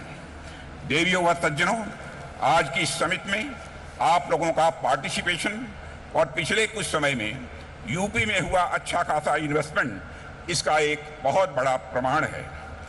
नेतृत्व बदल जाने से कैसे पूरा परिदृश्य बदल जाता है, उत्तर प्रदेश समेत पूरा देश इसका जीता जागता उदाहरण है। पिछले 7-8 वर्षों में ऐसा नहीं है कि संसाधन बहुत बदल गए हों, ऐसा नहीं है कि लोग दूसरे आ गए हों। बावजूद इसके हमारा देश अगर इतना बदला है तो इसलिए क्योंकि नेतृत्व बदला है। आने वाले समय में उत्तर प्रदेश समेत पूरा राष्ट्र विकास का शिखर चूमेगा। राष्ट्र अपनी आभा से संपूर्ण विश्व को आलोकित करेगा, ऐसा मेरा विश्वास है। और इसका रास्ता इस तरह के इन्वेस्टर समिट से ही होकर गुजरता है। मैं इसकी सफलता की हृदय से शुभकामना देता हूं और एक बार फिर माननीय प्रधानमंत्री जी को अपने व्यस्ततम कार्यक्रम में से समय निकालकर और हम सबके मार्गदर्शन के लिए यहाँ पर उपस्थित होने पर मैं उन्हें धन्यवाद देता हूं और आप सभी को धन्यवाद देते हुए यहीं पर अपना निवेदन समाप्त करता हूं।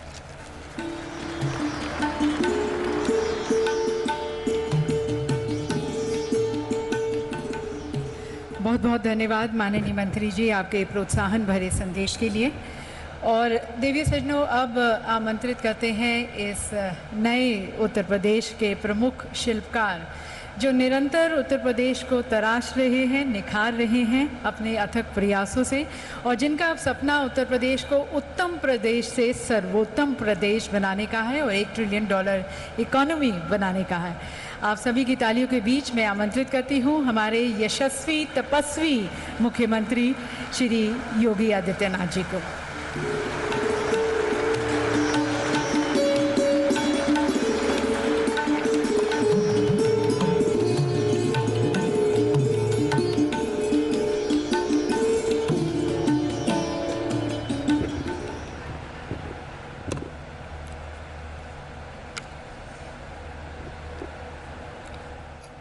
हम सबके मार्गदर्शक, देश के यशस्वी प्रधानमंत्री आदरणीय श्री नरेंद्र मोदी जी, प्रदेश के माननीय राज्यपाल श्रीमती आनंदीबेन पटेल जी, माननीय रक्षा मंत्री श्री राजनाथ सिंह जी, सभी केंद्रीय मंत्रीगण, डेनमार्क तथा यूएई के माननीय मंत्रीगण, प्रदेश सरकार में मेरे वरिष्ठ सहयोगी उप मुख्यमंत्री द्वय श्री केशव प्रसाद मौर्य जी, श्री ब्रजेश पाठक जी, मंत्रिमंडल के मेरे सभी सहयोगीगण, सभी यहाँ पर उपस्थित माननीय एम्बेसडर्स, उच्चायुक्तगण, देश और दुनिया के उद्योग जगत के सभी corporate leaders, policy makers, business delegations और उपस्थित सभी उपस्थित निवेशक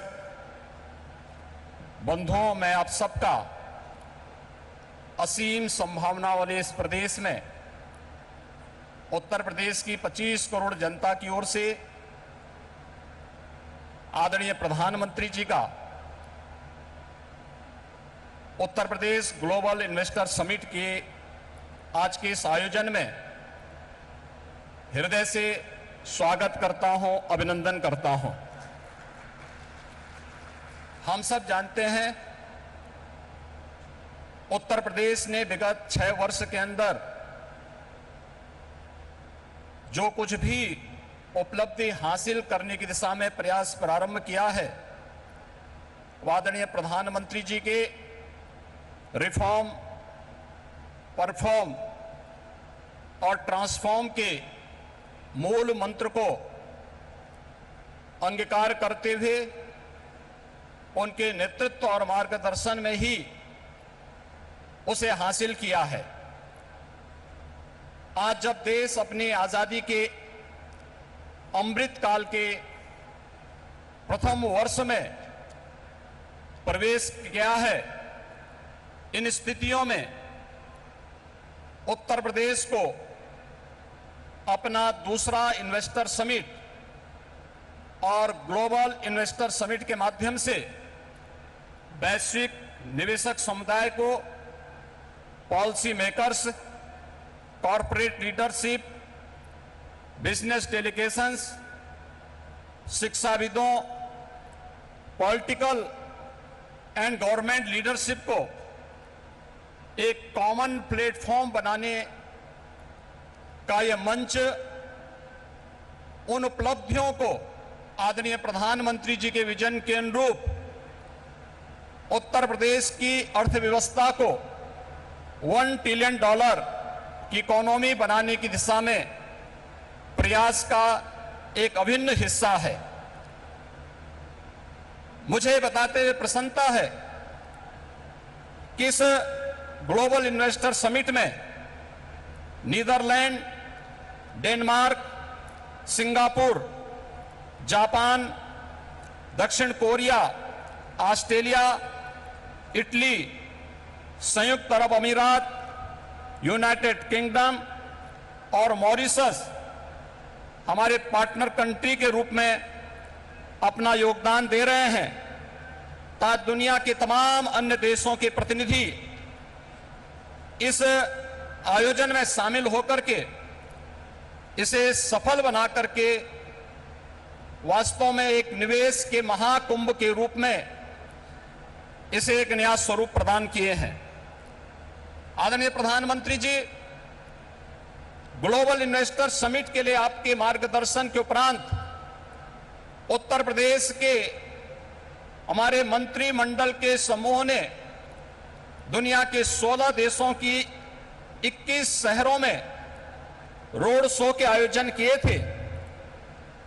उन सभी देशों में भारतीय मिशन से जुड़े हुए हमारे माननीय राजदूतों ने उन्हें भरपूर सहयोग देकर के आपके विजन के अनुरूप उत्तर प्रदेश में ट्रेड, टूरिज्म एंड टेक्नोलॉजी के उस अभियान को आगे बढ़ाने के लिए अपना बहुत महत्वपूर्ण योगदान दिया।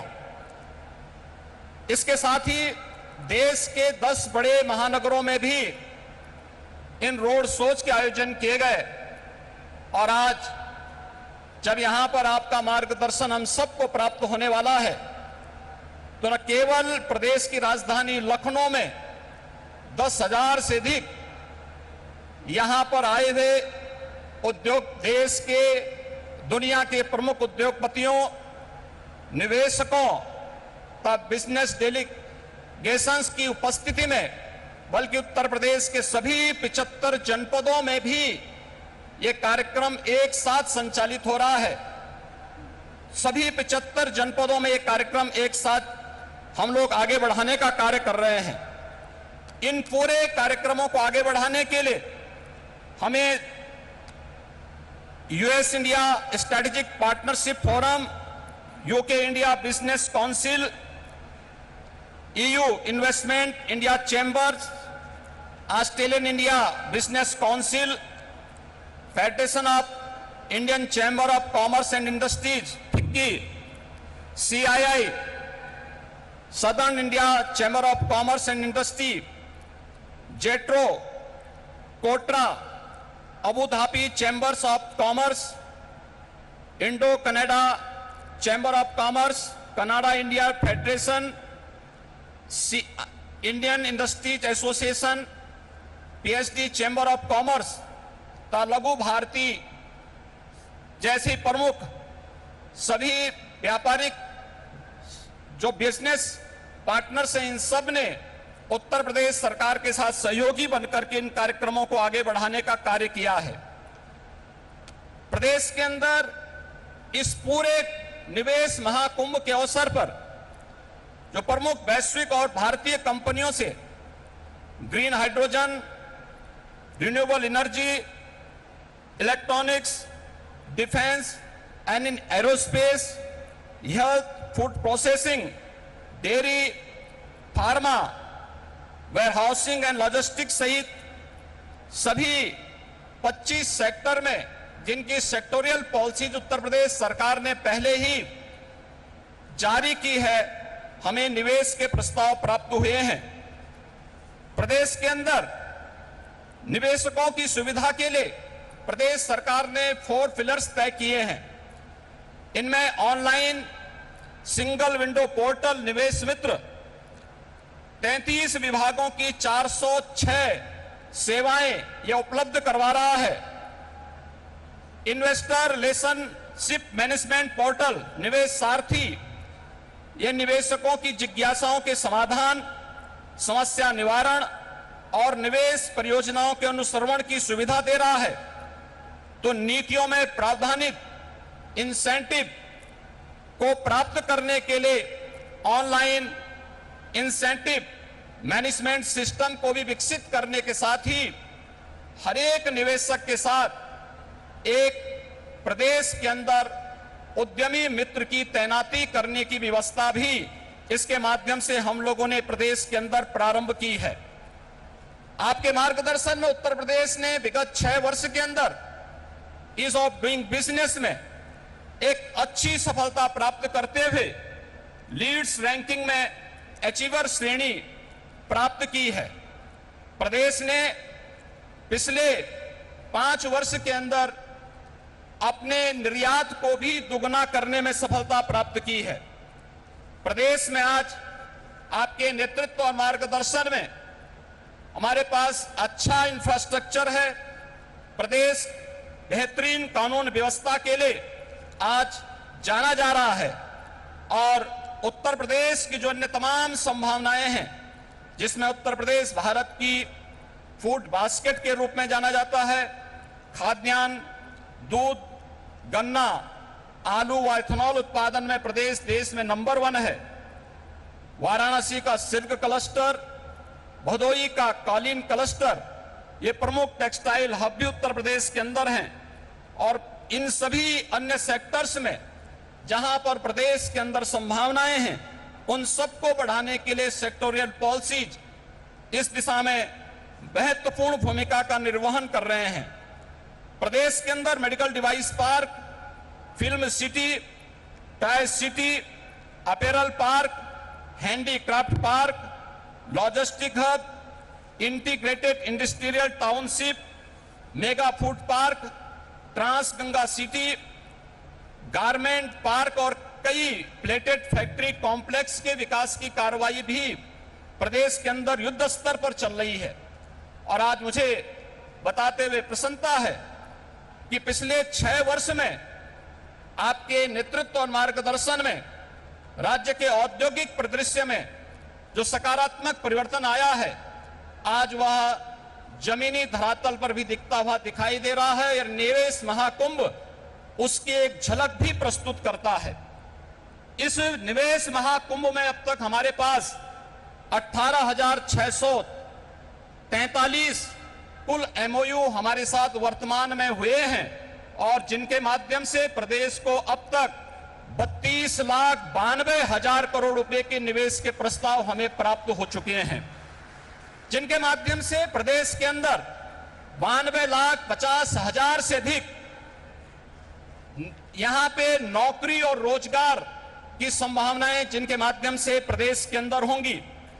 ये सभी जो सेक्टर वार प्रस्तावित निवेश है, इनमें रिन्यूएबल एनर्जी है, electronics manufacturing, industrial park, education, manufacturing, warehousing and logistic, real estate, IT enabled services, tourism, textile, power generation, housing, health care, food processing, dairy, food and civil supplies,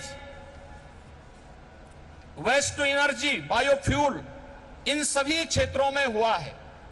इसके साथ ही सबसे महत्वपूर्ण बात यह है कि पिछले 6 वर्षों के अंदर जो परिवर्तन हुआ है, इनमें जो निवेश के प्रस्ताव आए हैं, जो उत्तर प्रदेश के पूर्वी क्षेत्र और बुंदेलखंड का क्षेत्र आर्थिक दृष्टि से पिछड़ा माना जाता था, इस निवेश प्रस्ताव में अकेले पूर्वी उत्तर प्रदेश के लिए 9,55,000 करोड़ रुपए के प्रस्ताव प्राप्त हुए हैं और बुंदेलखंड के लिए भी 4,28,000 करोड़ रुपए के प्रस्ताव इस अवसर पर हमें प्राप्त हुए हैं। मैं एक बार फिर से आपके यशस्वी नेतृत्व और मार्गदर्शन में उत्तर प्रदेश आज विकास की जिन नई बुलंदियों की ओर अग्रसर हो रहा है, बीमारू राज्य के दंश से मुक्त होकर के देश के ग्रोथ इंजन के रूप में स्थापित करने के आपके विजनरी नेतृत्व में जो एक उत्तर प्रदेश सरकार और उत्तर प्रदेश वासियों को आपने दायित्व दिया है, उस दिशा में उत्तर प्रदेश तेजी के साथ आगे बढ़ रहा है। मैं इस अवसर पर अपने सभी इन्वेस्टमेंट पार्टनर्स को प्रदेश के अंदर एक बेहतर प्रशासन और सर्वोत्तम ईज ऑफ डूइंग बिजनेस की सुविधा प्रदान करने का आश्वासन देते हुए आप सभी के आगमन के लिए प्रदेश की जनता की ओर से आप सबका हृदय से आभार व्यक्त करते हुए आप सबके प्रति सबको इस बात के लिए आश्वस्त करता हूं कि राज्य सरकार आपके हितों के लिए और अपनी पॉलिसी के अंतर्गत आपको हर संभव सहयोग देने के लिए पूरी तत्परता के साथ कार्य करेगी। जय हिंद।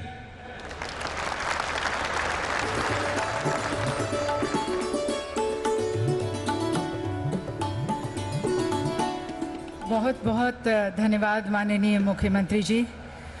और दिव्य सज्जनों, माननीय प्रधानमंत्री जी के रूप में इस देश को एक ऐसे नेता और एक ऐसे कप्तान मिले हैं जिन्होंने भारत को एक वैश्विक खिलाड़ी और साथ साथ विश्व पटल पर एक आर्थिक महाशक्ति के रूप में स्थापित किया है। एक ऐसे जननायक जो देश को एक जीवंत और समावेशी समाज के रूप में विकसित करने की तरफ निरंतर प्रयास कर रहे हैं और जिनकी कार्य संस्कृति के केंद्र बिंदु में सर्वप्रथम नागरिक हैं। और एक ऐसे सीईओ जिन्होंने भारत में ईज़ ऑफ डूइंग बिजनेस सुनिश्चित करने की तरफ अनेक गवर्नेंस रिफॉर्म्स इंट्रोड्यूस किए हैं, जिसके कारण निवेशक आज उत्साहित भी है, प्रोत्साहित भी है, सुरक्षित भी महसूस कर रहा है और भारत आज एक प्रेफर्ड इन्वेस्टमेंट डेस्टिनेशन बन गया है। इससे पहले कि मैं माननीय प्रधानमंत्री जी को यहाँ पर उनके संबोधन के लिए आमंत्रित करूँ, हमारे प्रदेश प्रधान माननीय श्री योगी आदित्यनाथ जी स्वयं प्रधानमंत्री जी का विशेष रूप से आभार व्यक्त करना चाहेंगे अपने 25 करोड़ के परिवारजन की तरफ से। तो मैं माननीय श्री योगी आदित्यनाथ जी से निवेदन करती हूँ कि वे प्रधानमंत्री जी के साथ यहाँ पर हमारे साथ मंच पर आएँ और एक सभी की तरफ से एक छोटी सी भेंट आभार व्यक्त करते हुए हम प्रधानमंत्री जी को देना चाहेंगे, उनके नेतृत्व के लिए, उनके मार्गदर्शन के लिए और साथ साथ उनके आशीर्वाद के लिए। माननीय प्रधानमंत्री जी हम सबके मार्गदर्शक हैं, उन्हीं के मार्गदर्शन में ये भारत आगे बढ़ रहा है और न केवल हर क्षेत्र में भारत आगे बढ़ा है पर भारत की सोच भी बदली है। माननीय प्रधानमंत्री जी को यहाँ पर श्री गणेश की एक मूर्ति भेंट कर हम प्रधानमंत्री जी का आभार व्यक्त करते हैं। हमारे प्रधानमंत्री जी पर, हमारे यशस्वी प्रधानमंत्री जी पर गणेश जी की कृपा हमेशा बनी रहे और उनका मार्गदर्शन हमें हमेशा मिलता रहे, इसके लिए उनका विशेष रूप से आभार, धन्यवाद। और देखिए सज्जनों, अब हमारे माननीय प्रधानमंत्री जी को सुनने के लिए हम सभी ललायत हैं, जिनके विचार, जिनकी अंतर्दृष्टि आपको इंस्पायर भी करती है, मोटिवेट भी करती है और साथ साथ अनेक संभावनाओं के द्वार भी खोलती है। देवी सज्जनों, माननीय श्री नरेंद्र मोदी जी।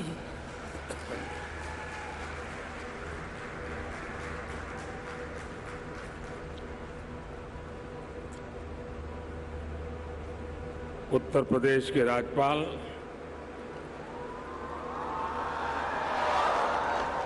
श्रीमती आनंदीबेन पटेल, उत्तर प्रदेश के मुख्यमंत्री योगी आदित्यनाथ जी, उप मुख्यमंत्री केशव प्रसाद मौर्य जी, ब्रिजेश पाठक जी, केंद्रीय मंत्रिमंडल में मेरे वरिष्ठ सहयोगी और यही लखनऊ के प्रतिनिधि श्रीमान राजनाथ सिंह जी, विभिन्न देशों से आए सभी वरिष्ठ महानुभाव, यूपी के सभी मंत्रीगण और ग्लोबल इन्वेस्टर समिट में पधारे इंडस्ट्री जगत के सम्मानीय सदस्य, global investor fraternity, policy makers, corporate leaders, देवी और सज्जनों, आप सभी का ग्लोबल इन्वेस्टर समिट में बहुत बहुत स्वागत है।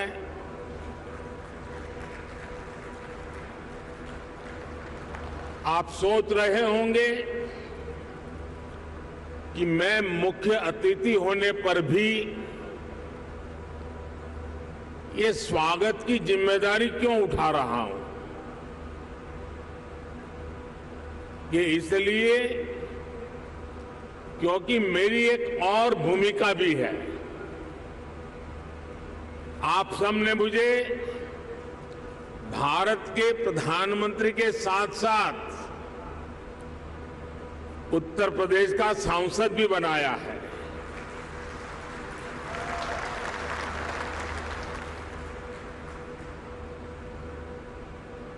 उत्तर प्रदेश के प्रति मेरा एक विशेष स्नेह है और यूपी के लोगों के प्रति मेरी एक विशेष जिम्मेदारी भी है। मैं आज उस दायित्व को भी निभाने के लिए आज इस समिट का हिस्सा बना हूं और इसलिए मैं देश विदेश से यूपी आने वाले आप सभी इन्वेस्टर्स का अभिनंदन करता हूं, स्वागत करता हूं। साथियों, उत्तर प्रदेश की धरती अपने सांस्कृतिक वैभव, गौरवशाली इतिहास और समृद्ध विरासत के लिए जानी जाती है। इतना सामर्थ्य होने के बावजूद यूपी के साथ कुछ बातें जुड़ गई थी। लोग कहते थे यूपी का विकास होना मुश्किल है। लोग कहते थे यहां कानून व्यवस्था सुधरना नामुमकिन है। यूपी बीमारू राज्य कहलाता था। यहां आए दिन हजारों करोड़ के घोटाले होते थे। हर कोई यूपी से अपनी उम्मीदें छोड़ चुका था, लेकिन सिर्फ 5-6 साल के भीतर यूपी ने अपनी एक नई पहचान स्थापित कर ली है और डंके की चोट पर कर दी है। अब यूपी को सुशासन से, गुड गवर्नेंस से पहचाना जा रहा है। अब यूपी की पहचान बेहतर कानून व्यवस्था, शांति और स्थिरता के लिए है। अब यहां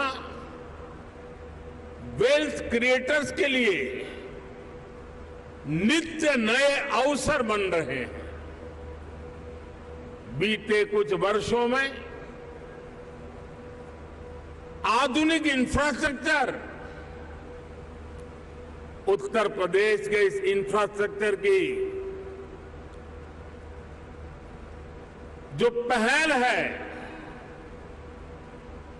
उसके परिणाम नजर आ रहे हैं। बिजली से लेकर कनेक्टिविटी तक हर क्षेत्र में सुधार आया है।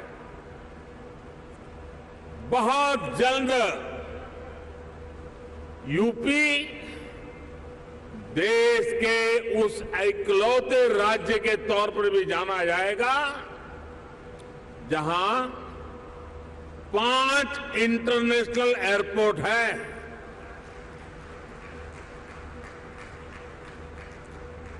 डेडिकेटेड फ्रेट कॉरिडोर से यूपी सीधे समुद्र से जुड़ रहा है। गुजरात और महाराष्ट्र के पोर्ट से कनेक्ट होता जा रहा है। इंफ्रास्ट्रक्चर के साथ साथ यूपी में सरकारी सोच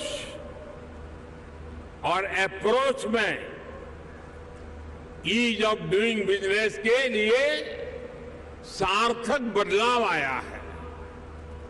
साथियों, आज यूपी एक आशा, एक उम्मीद बन चुका है। भारत अगर आज दुनिया के लिए ब्राइट स्पॉट है तो यूपी भारत के ग्रोथ को ड्राइव करने वाला एक अहम नेतृत्व दे रहा है। साथियों, आप सभी इंडस्ट्री के दिग्गज यहां हैं। आप में से अधिकतर को एक लंबा अनुभव भी है। दुनिया की वर्तमान स्थिति भी आप सभी से छुपी नहीं है। आप भारत की इकोनॉमी के आज के सामर्थ्य और यहां के मैक्रो और माइक्रो इकोनॉमिक फंडामेंटल्स को भी बहुत बारीकी से देख रहे हैं।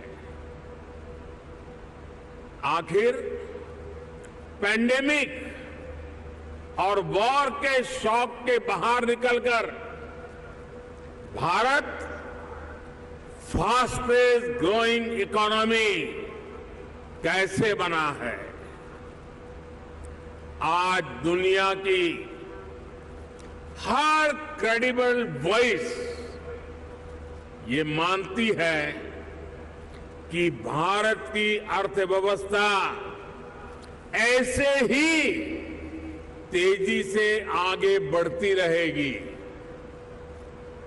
आखिर ऐसा क्या हुआ कि वैश्विक संकट के इस दौर में भारत ने न सिर्फ रेजिलियंस दिखाया बल्कि रिकवरी भी उतनी ही तेजी से की।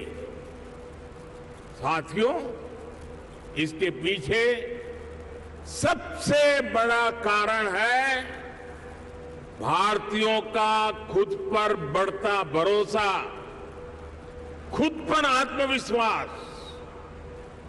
आज भारत के यूथ की सोच में, भारत के समाज की सोच और एस्पिरेशंस में एक बड़ा बदलाव देखने को मिल रहा है। आज भारत का हर नागरिक ज्यादा से ज्यादा विकास होते देखना चाहता है। वो अब भारत को जल्द से जल्द विकसित होते देखना चाहता है। भारत के समाज की एस्पिरेशंस आज सरकारों को भी पुश कर रही है और यही एस्पिरेशंस विकास के कार्यों में भी गति ला रही है। और साथियों, मत भूलिए कि आज आप जिस राज्य में बैठे हैं उसकी आबादी करीब 25 करोड़ है। दुनिया के बड़े बड़े देशों से भी ज्यादा सामर्थ्य अकेले उत्तर प्रदेश में है। पूरे भारत की तरह ही आज यूपी में एक बहुत बड़ी एस्पिरेशनल सोसाइटी आपका इंतजार कर रही है। साथियों, आज भारत में सोशल, फिजिकल और डिजिटल इंफ्रास्ट्रक्चर पर जो काम हुआ है उसका बड़ा लाभ यूपी को भी मिला है। इस कारण आज यहां समाज सोशली एंड फाइनेंशियली बहुत अधिक इंक्लूसिव हो चुका है, कनेक्टेड हो चुका है। एक मार्केट के रूप में भारत अब सीमलेस हो रहा है। सरकारी प्रक्रियाएं भी सरल हो रही है। मैं अक्सर कहता हूं कि आज भारत आउट ऑफ कंपल्सन नहीं बल्कि आउट ऑफ कन्विक्शन रिफॉर्म करता है। यही कारण है कि भारत 40,000 से अधिक कंप्लायंसेस को खत्म कर चुका है, दर्जनों पुराने कानूनों को खत्म कर चुका है। साथियों, आज भारत सही मायने में स्पीड और स्केल के रास्ते पर चल पड़ा है।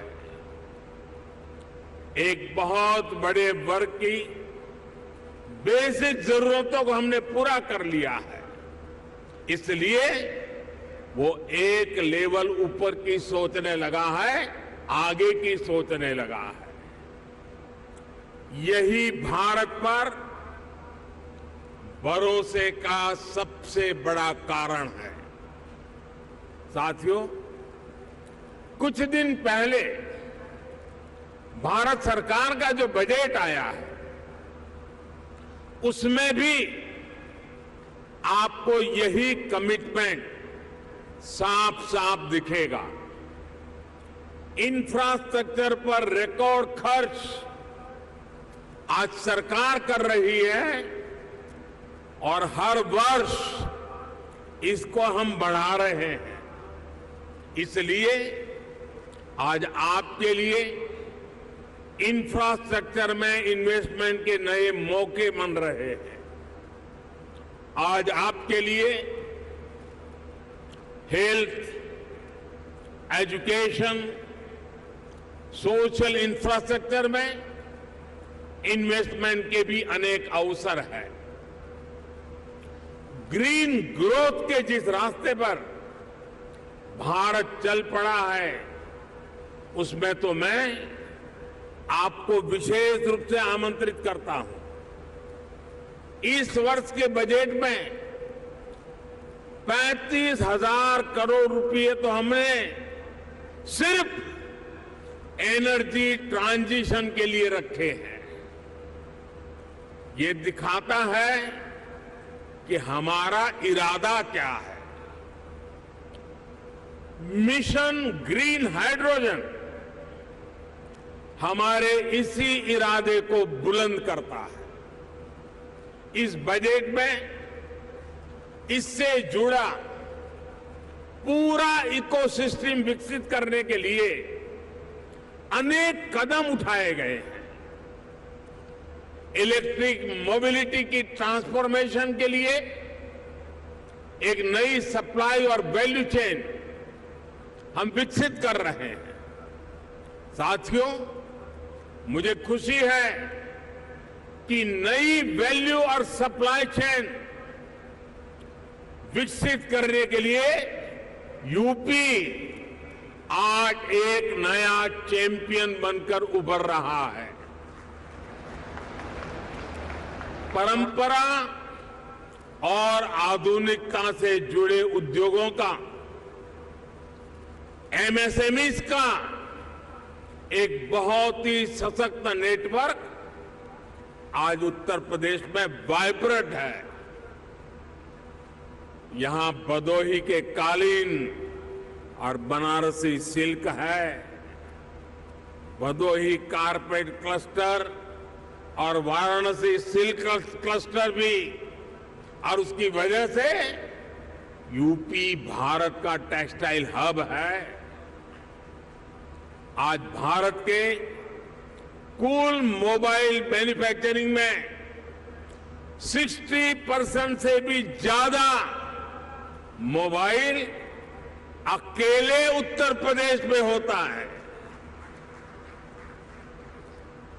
मोबाइल कंपोनेंट की सबसे ज्यादा मैन्युफैक्चरिंग भी यूपी में ही होती है। अब देश के 2 डिफेंस कॉरिडोर्स में से एक यूपी में बन रहा है। यूपी डिफेंस कॉरिडोर पर तेजी से काम चल रहा है। आज made in India defence equipments की डिमांड निरंतर बढ़ रही है। भारतीय सेना को भी हम अधिक से अधिक made in India defence system, defence platforms देने के लिए प्रतिबद्ध है। और इस महान काम का नेतृत्व इसी लखनऊ की धरती के हमारे कर्मवीर राजनाथ सिंह जी संभाल रहे हैं। ऐसे समय में जब भारत एक वाइब्रेंट डिफेंस इंडस्ट्री का विकास कर रहा है, तो फर्स्ट मूवर एडवांटेज आपको जरूर लेना चाहिए। साथियों, उत्तर प्रदेश में तो डेयरी, फिशरीज, एग्रीकल्चर और फूड प्रोसेसिंग सेक्टर में अनेक संभावनाएं हैं। फल और सब्जियों को लेकर उत्तर प्रदेश में बहुत डाइवर्सिटी है। एक ऐसा सेक्टर है जिसमें अभी भी प्राइवेट सेक्टर की हिस्सेदारी बहुत सीमित है। आपको जानकारी होगी कि फूड प्रोसेसिंग के लिए production link incentive PLI scheme लेकर हम आए हैं। इसका लाभ आपको जरूर उठाना चाहिए। साथियों, आज सरकार का ये प्रयास है कि इनपुट से लेकर पोस्ट हार्वेस्ट मैनेजमेंट तक एक आधुनिक व्यवस्था किसानों के लिए बने। छोटे इन्वेस्टर्स एग्री इंफ्रा फंड का उपयोग कर सकते हैं। इसी प्रकार देश भर में एक बहुत बड़ी स्टोरेज कैपेसिटी विकसित करने के लिए बजट में हमने प्रावधान किया है। ये भी छोटे निवेशकों के लिए बहुत बढ़िया मौका है। साथियों, आज भारत का बहुत अधिक हमारा फोकस क्रॉप डाइवर्सिफिकेशन पर है। छोटे किसानों को ज्यादा साधन देने और उनकी इनपुट कॉस्ट घटाने पर है। इसलिए नेचुरल फार्मिंग की तरफ हम तेजी से बढ़ रहे हैं। यहां यूपी में गंगा के किनारे दोनों तरफ 5 किलोमीटर क्षेत्र में नेचुरल फार्मिंग शुरू हो गई है। अब इस वर्ष के बजट में हमने किसानों की मदद के लिए 10,000 बायो इनपुट रिसोर्स सेंटर बनाने की घोषणा की है। ये नेचुरल फार्मिंग को और अधिक प्रोत्साहित करेगा। इसमें भी प्राइवेट एंटरप्रेन्योर्स के लिए इन्वेस्टमेंट की अनेक संभावनाएं हैं। साथियों, भारत में एक और नया अभियान हमारे मिलेट्स को लेकर के शुरू हुआ है। भारत के ये मिलेट्स आमतौर पर लोगों की भाषा में उसको मोटा अनाज कहते हैं और उसकी कई वैरायटीज है। विश्व बाजार में उसकी एक पहचान बने, इसके लिए आपने बजट में सुना होगा, हमने इस मिलेट्स को, मोटे अनाज को एक नया नाम दिया है, श्री अन्न। ये श्री अन्न जिसमें न्यूट्रिशन वैल्यू बहुत अधिक है, ये सुपर फूड है। जैसा श्रीफल का माध्यम है, महात्मय है, वैसा ही श्री अन्न का भी महात्मय बनने वाला है। हमारे ये प्रयास है कि भारत का श्री अन्न ग्लोबल न्यूट्रिशन सिक्योरिटी को एड्रेस करे। दुनिया इस वर्ष को इंटरनेशनल ईयर ऑफ मिलेट के रूप में भी मना रही है। इसलिए एक तरफ हम किसानों को श्री अन्न के उत्पादन के लिए मोटिवेट कर रहे हैं, वहीं दूसरी तरफ इसके लिए ग्लोबल मार्केट का भी विस्तार कर रहे हैं। फूड प्रोसेसिंग सेक्टर से जुड़े साथी रेडी टू ईट और रेडी टू कुक श्री अन्न के प्रोडक्ट्स में संभावनाएं तलाश सकते हैं और मानव जाति की बड़ी सेवा भी कर सकते हैं। साथियों, उत्तर प्रदेश में एक और विषय में बहुत प्रशंसनीय काम हुआ है। ये काम एजुकेशन और स्किल डेवलपमेंट से जुड़ा है। महायोगी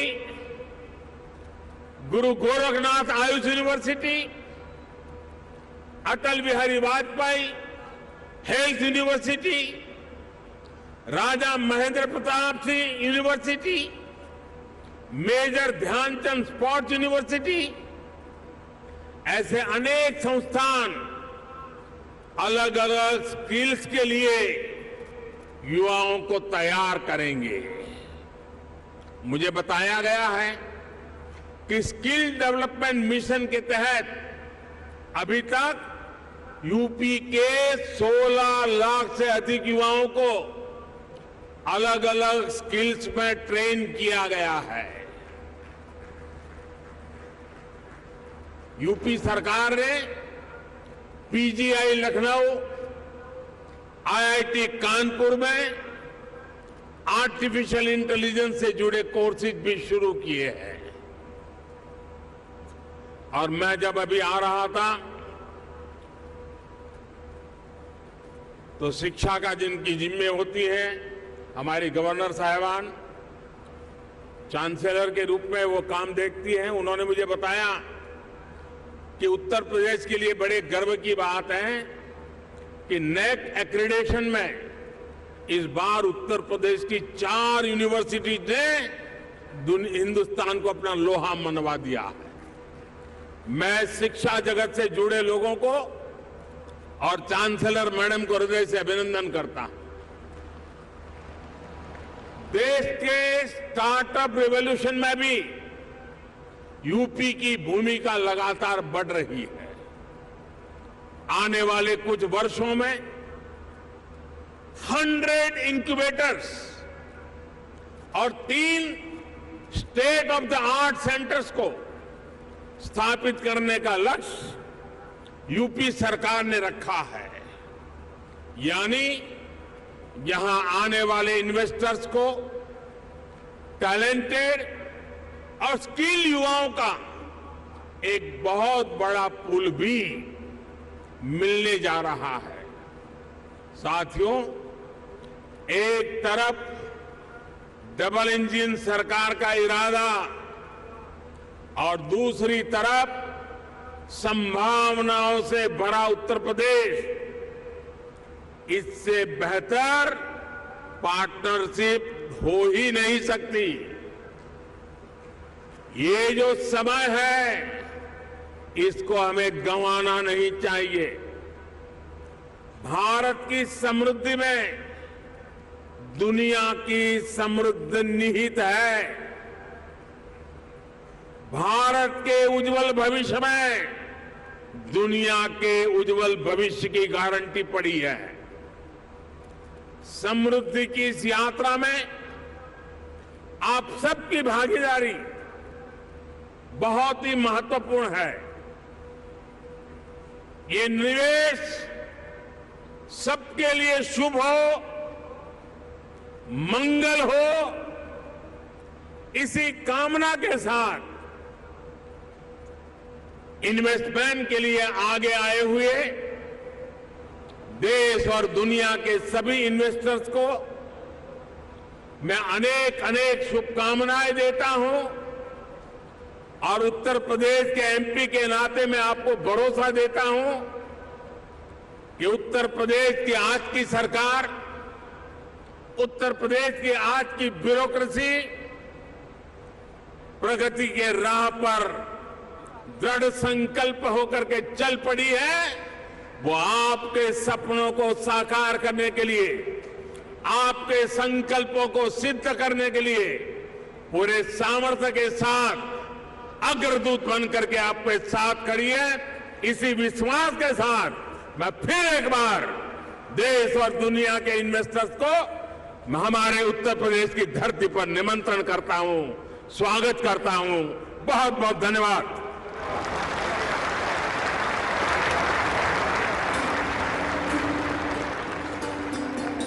बहुत बहुत धन्यवाद माननीय प्रधानमंत्री जी। सभी क्षेत्रों पर और सभी के ऊपर आपके विश्वास के लिए, शुभकामनाओं के लिए, सभी के लिए सतत आपके मार्गदर्शन के लिए, आपके पथ प्रदर्शक संदेश के लिए।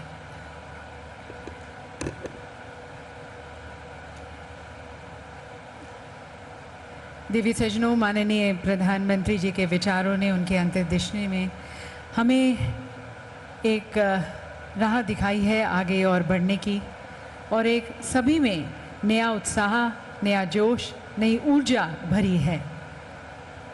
माननीय प्रधानमंत्री जी का विश्वास उत्तर प्रदेश में, माननीय मुख्यमंत्री में और पूरे मंत्रिमंडल में, हम सभी में कुछ और अच्छा करने के लिए हमें प्रोत्साहित करता है, उत्साहित करता है।